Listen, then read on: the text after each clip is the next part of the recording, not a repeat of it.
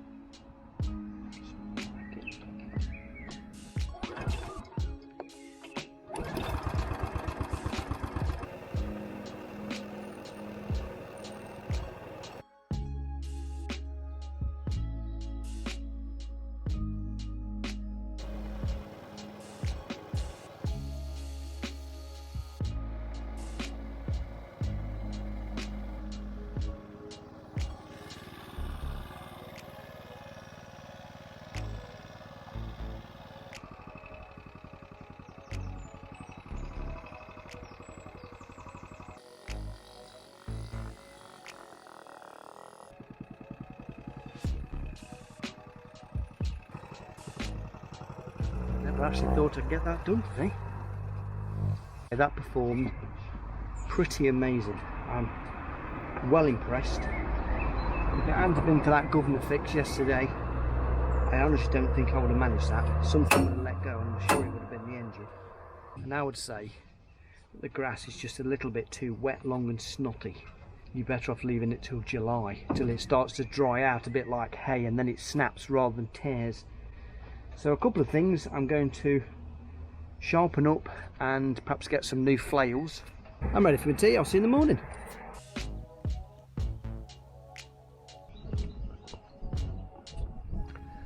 Good morning. Well, we've greased up, fueled up, checked the liquids, and we are flail mowing again. This time it's the field behind us. Big job. Just had a chat with the builders because it's where the builders are. Not the most cooperative of fellas.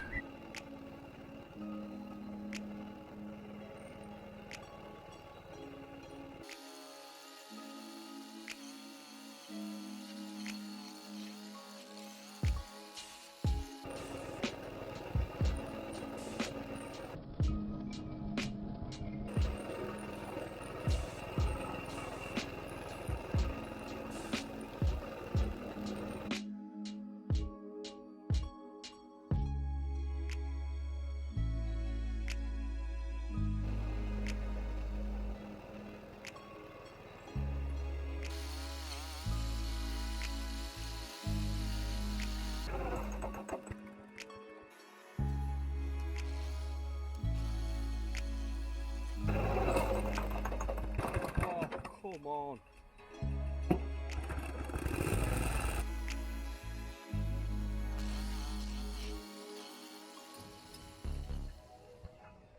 I've had to have a rethink.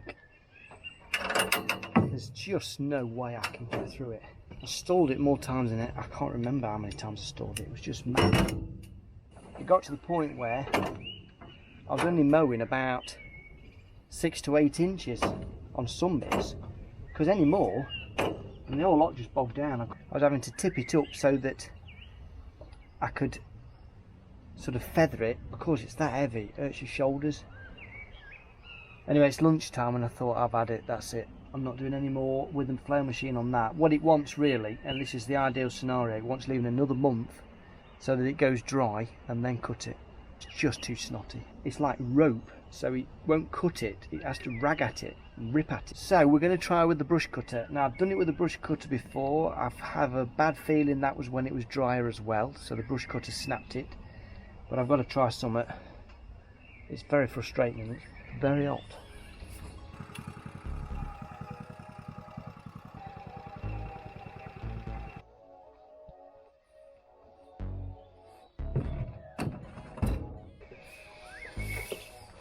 I've got a bad feeling about this.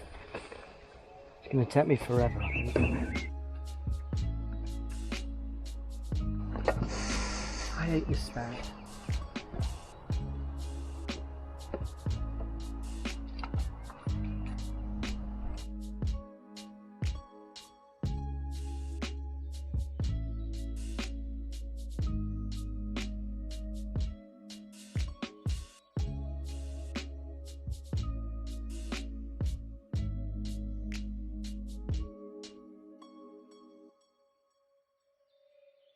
Safely say, yesterday just about killed me off. I was gone, wasted. It beat me. I had to give up. Got to 6 o'clock in the evening. I had the sun on my back all day. Burnt my little legs, burnt my neck. Right, you know, I've had enough of this. So there's a bit that I've not quite finished, which I'm going to knock off this afternoon. I never thought it would, but a field of grass beat me. I had a quick look actually, because I did this last year, and I had a quick look at my diaries to see when it was, and it wasn't until August, and that makes a big difference. And what I think happened, from memory, was the owner, well, the owner's son actually, the owner's son tried to do it with his quad mower and basically blew it up. So he asked me to finish it off, which means that this time I've had to do even more than I did last time, so that's why it took me even longer. Let's fuel up and go.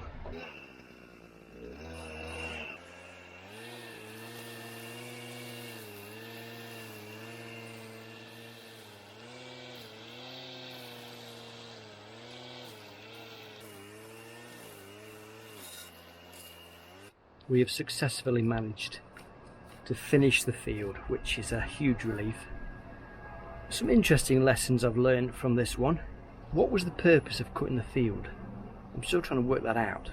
Because it's owned by a homeowner and there's a little bit of peer pressure from the neighbours to top that mess.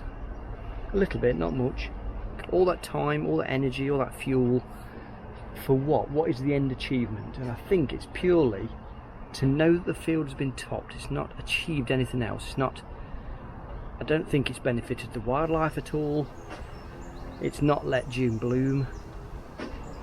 It's not really provided any access. There's no product, there's no food, there's no value apart from aesthetics. And of course, cutting it in June when the grass is thick and snotty.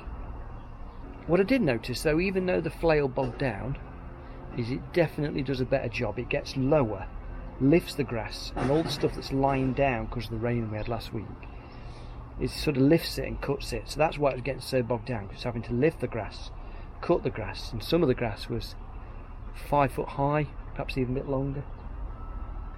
Whereas the brush cutter, it's tops it off, and it hasn't got the power to get underneath, cut, and lift out of the way. Just, of course, it bogs down and you'll end up burning the clutch out.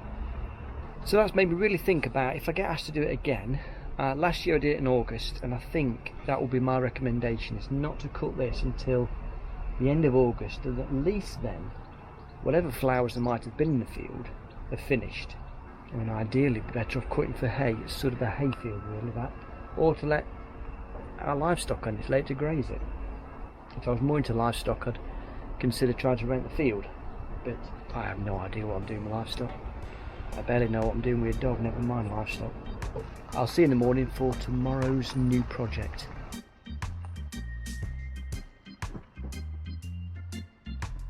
Good morning. So this is my sister's gate that I made, I think about 6 years ago, and it was my first attempt at making a proper joinered gate. So mortise and tenons and oak pegs and hazel weave. But you might be able to notice that it has sagged. This side has dropped very slightly. Normally you'd have a brace in that goes like down to there. With the weave it was difficult to get a cross brace in, and I don't really want to put a great big plank of wood on the back end. So what I'm thinking is, on the back edge, I'm going to put a piece of threaded rod from this corner down to this corner, and it will tweak the gate like that. And then, because we've lost a couple of rods at the top, while I've still got some hazel, I'm going to reweave the gate.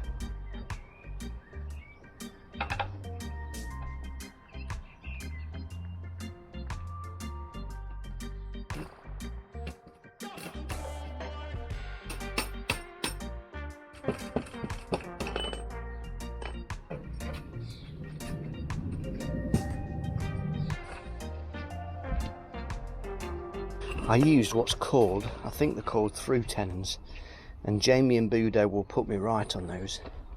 It's my first ever attempt at hand joinery.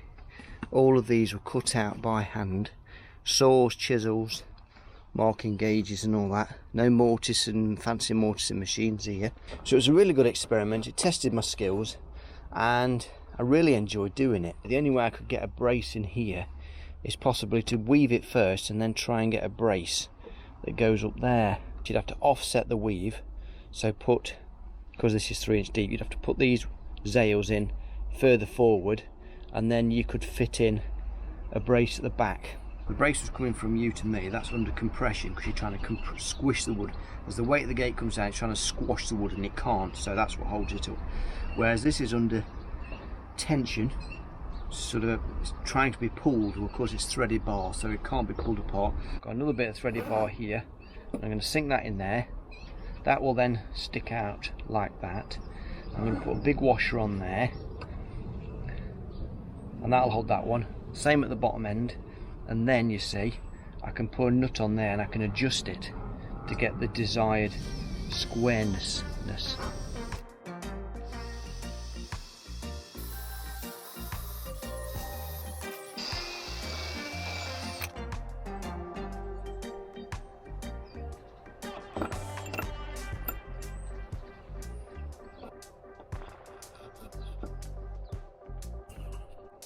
I've not done any adjustments to this gate yet, just put the threaded bar in loosely.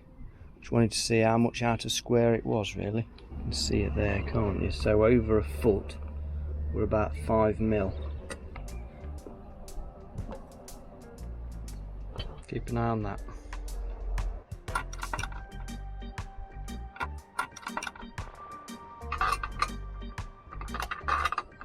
So we've got in our threaded bar and I've tensioned up and we've got it square again. We've put some washers on there to spread the load a bit, and the next stage is up the woods, get this weave out, pop a new weave in, and I think we're done. And the other thing I've just done is something called wedge tenons, which I didn't do originally. Is on a couple of these there was enough gap to wedge in an oak wedge, so that's what I've just done. I tapped it in tight, cut it off there and there. Because this gate wants to do that, I figured if I put one at the top it would try and stop it from just trying to move up like that. So that's the idea of that. So that should help, but I think the threaded rod's got it. I will see you up the woods. We're here. I've just found a little egg. I think it's a pigeon egg, and I'm sure some of you experts on here will confirm that in the comments. Let's have a quick look in the office. There we go, look. So that's my hand, that's the egg. You can sort of, it was on the floor up here, and no sign of a nest. And not sure if you can see that on the camera, but you can see the membrane. Can you see that? Let me know if you think that's a pigeon egg. I can only imagine something's carried the egg off and then dropped it, and that's it. Squirrels, jays possibly, magpies, crows.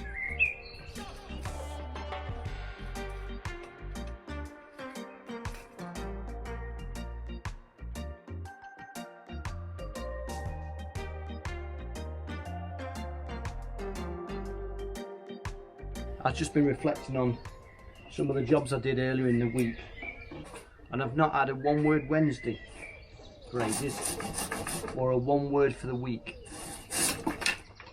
I think if I was going to describe this week with that mowing and that field that I did, brutal.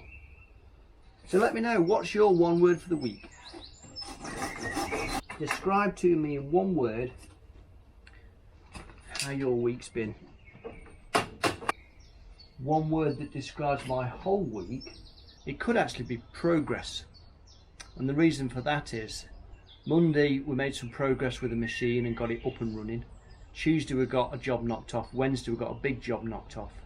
And today we're fixing and repairing this gate. So it feels like I'm making some progress with some of my jobs. I got horsefly the other day as well. Grief, they're nasty little things they are. Of course it would be the females, wouldn't it? The females are the ones that lacerate you to death. The males are fine, placid, easy going, not a problem in the hall. It's always the females. I say that with a tongue in cheek. Don't take me seriously. They've got jaws and they slice into your skin. Oh, they are little brutes. Because I bared my legs on Tuesday in all that mowing and long grass, of course I was just there ready meat to feast on.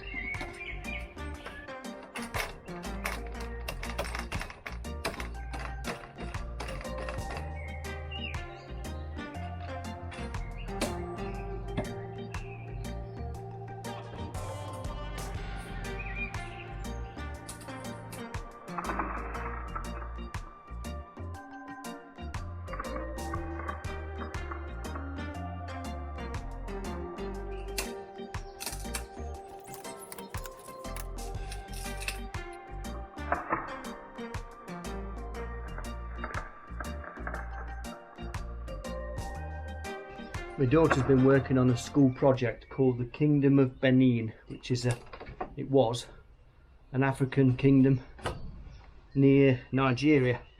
And I says, why don't we do a video? So she was all up for that. So we came up with this video idea of a bit like a presenter presenting some facts and information about the kingdom. So what I'll do is I'm going to leave a link to that, her channel and this video. Her channel's called It's Ray. By all means have a look at this video. I think it's only 3 minutes long. We put it together, put a bit of music on it.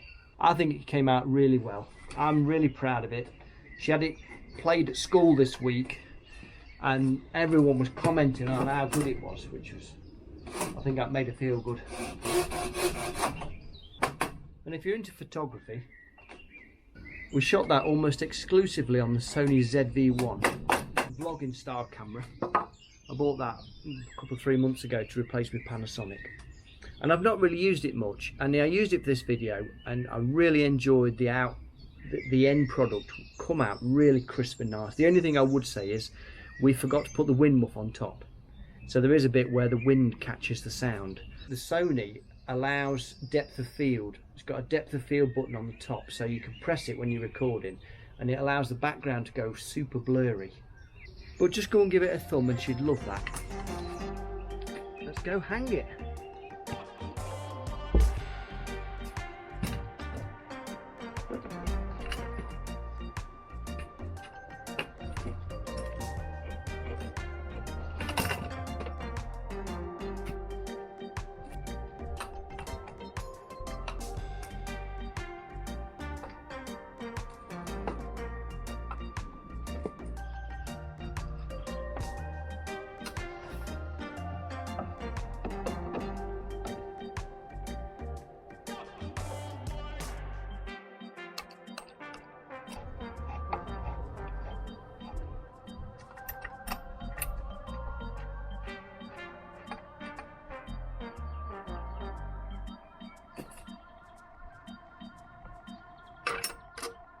So I don't know about you, but I think that's turned out rather well.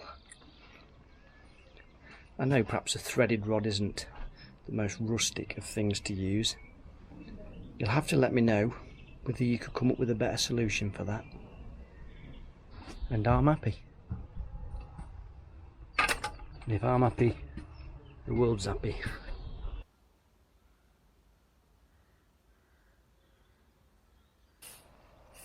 And then the other little teeny repair job is this panel I made. This is one of the first ever experimental panels I made. I gave it to my sister because it just fit the spot. Only what's happened is this central rail that goes up here. I used to do a central rail in hazel and then weave two halves. That's snapped off. So what I'm thinking of doing is trying to reuse the softwood frame and just create a bit of a rustic panel with some old beam poles.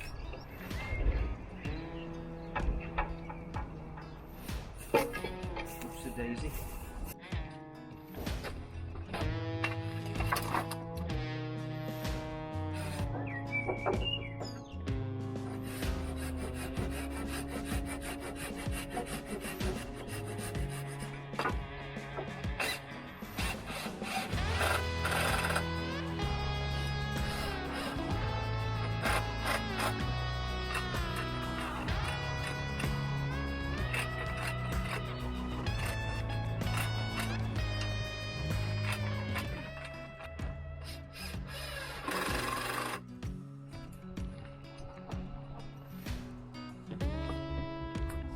Let's go and slot it in and see how it looks.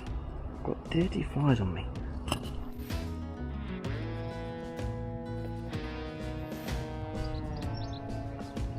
I think that's as good as it gets for now. I'll see what my sister says if she doesn't like it. I can see something else going in there. And so completes another woodlog. Thanks for watching to the end. The woodlogs might take a very slightly different turn over the next week or three. It'll be some of our own work up the woodland and some projects I've got to try and get completed. But thanks for watching this week. Appreciate you watching right till the end. If you're able to, let June bloom. Don't do what I did and cut the grass in June. If you can, if you're able to, let it grow, let the flowers bloom, let June bloom, and I'll see you on the next woodlog. Take care and thanks for watching.